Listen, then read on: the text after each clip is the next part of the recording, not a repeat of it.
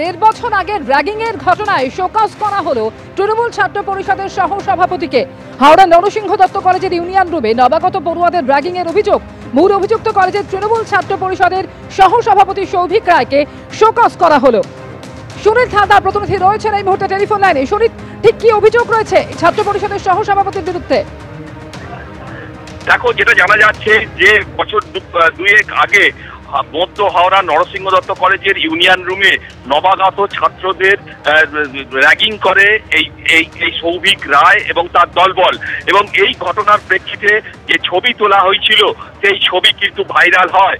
গত বছর ফেব্রুয়ারি মাসে এই নিয়ে ছাত্র পরিষদের পক্ষ থেকে কলকাতায় প্রেস কনফারেন্স করা হয় এবং সৌভিক রায়কে গ্রেপ্তারের দাবি জানানো হয়, কিন্তু তা সত্ত্বেও তাকে গ্রেপ্তার করা হয়নি। এরপর এই কসবা যে কলেজ তার আবহাওয়াতে ফের এই ছবি ভাইরাল হয় এবং কিভাবে কলেজের ইউনিয়ন রুমে দাদাগিরি চলতো এবং কিভাবে তাকে র্যাগিং করা হয়েছিল ছাত্রদের, সেই ছবি পরিষ্কার উঠে আসে এবং ফের বিতর্ক দেখা দেয়। আর এর প্রেক্ষিতে গতকালই তা চিঠি দেওয়া হয় এবং যেটা জানা গেছে তৃণমূল ছাত্র পরিষদের সভাপতির পক্ষ থেকে, এবং তাকে শোকজ করা হয়েছে সৌভিক রায়কে। এবং সৌভিক রায় জানিয়েছেন কয়েকদিনের মধ্যেই তিনি তার উত্তর দেবেন দলকে। ধন্যবাদ সুনীল। খবর আসেনি যে কলেজে আমাকে ঢোকা বারণ বা কিছু, আর এরকম কমপ্লেন হয়েছেও কিনা আমি সে ব্যাপারে আমি জানি না, এটা কলেজ অথরিটি জানে। কিন্তু আমি যতটুকু আমি জানি এরকম কোনো ঘটনা হয়নি। এবং এই যে ম্যাডাম বা যেই বলছে, কলেজ অথরিটি যেই বলছে যে এরকম হয়েছে, ঘটনা হয়েছে, তারপর থেকে আমি তার অনেক আগে থেকেই আমার কলেজে যাতায়াত বন্ধ হয়ে গেছে।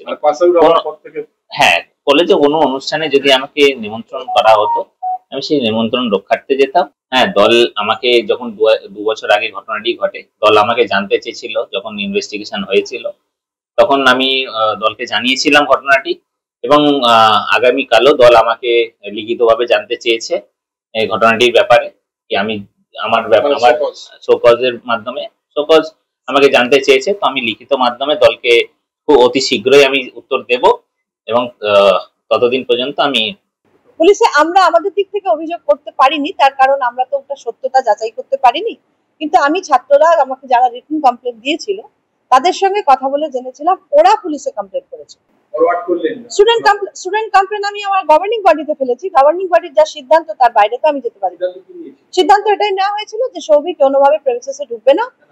সৌভিকের সঙ্গে মতানৈক্য আমার অনেকবার হয়েছে, কারণ আমি যেভাবে কলেজের ডিসিপ্লিন একটা চালানোর চেষ্টা করতাম, সেক্ষেত্রে অনেক ক্ষেত্রে হয়তো সৌভিকের সঙ্গে আমার মতবিরোধ হয়েছে।